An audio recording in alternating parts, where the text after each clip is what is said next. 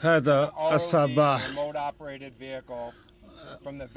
جهاز يتم التحكم فيه عن بعد اكتشف حطام غواصة تايتن حوالي 1600 قدم من حطام تايتانيك في قاع المحيط.